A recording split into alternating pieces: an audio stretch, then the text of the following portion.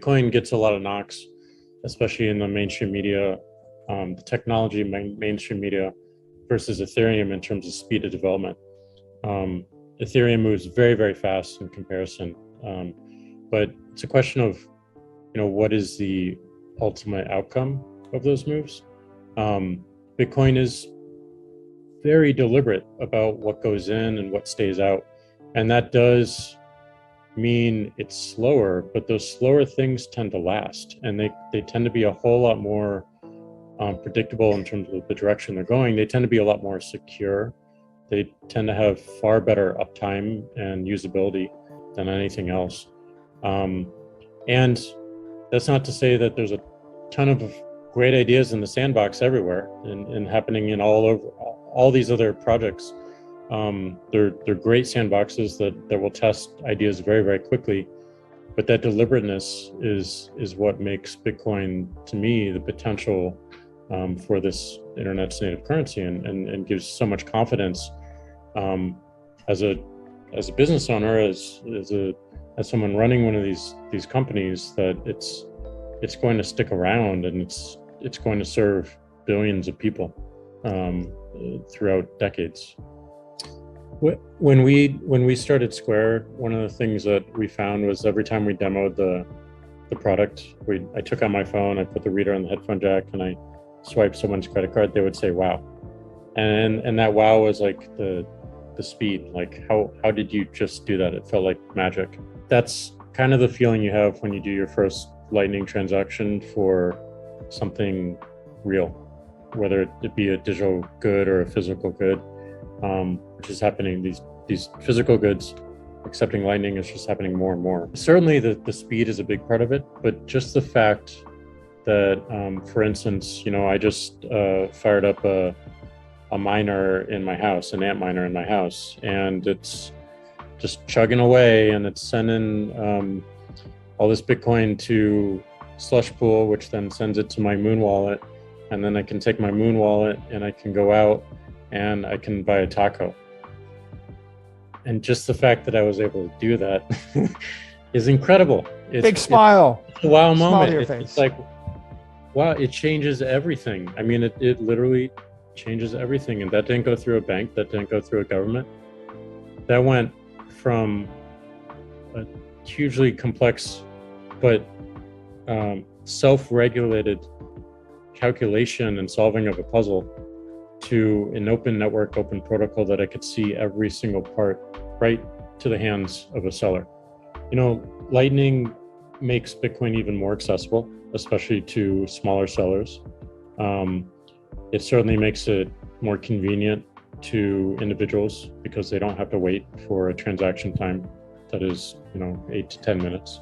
We're getting an opportunity to see a grand experiment. We're going to learn a lot from that, to better Lightning, to better Bitcoin, and to better this concept of this open monetary system.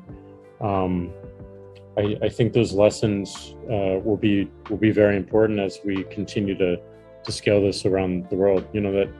That famous William Gibson quote, "The future is already here, it's just not evenly distributed."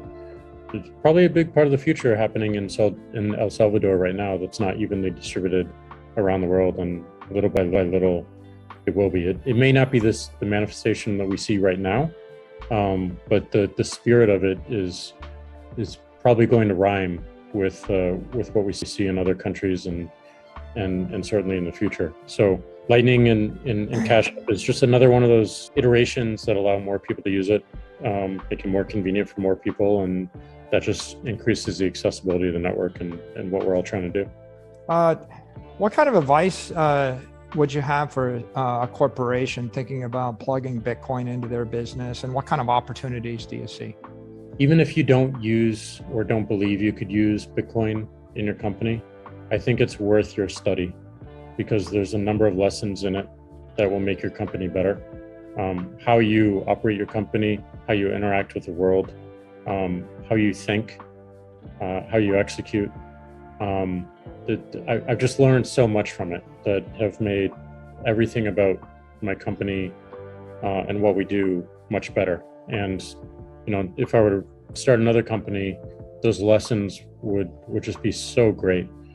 And then, as we talked about, like, Bitcoin is very utilitarian and practical. You don't necessarily have to build anything into your products or services that are Bitcoin oriented unless you feel that there's a need or there's an efficiency or something that is going to be helped. But it solves many problems in very different ways. I mean, you are famous, Michael, for solving one of your problems in a very specific way in terms of buying more and more Bitcoin based on a problem that you saw and a very creative solution in what Bitcoin provided you as that solution, as that answer. And I think that was brilliant. I think it's genius. And certainly that's one path for many companies watching this. And there's another path in terms of what we've done at Block. We're a financial company. We're building financial tools. There's obvious intersections.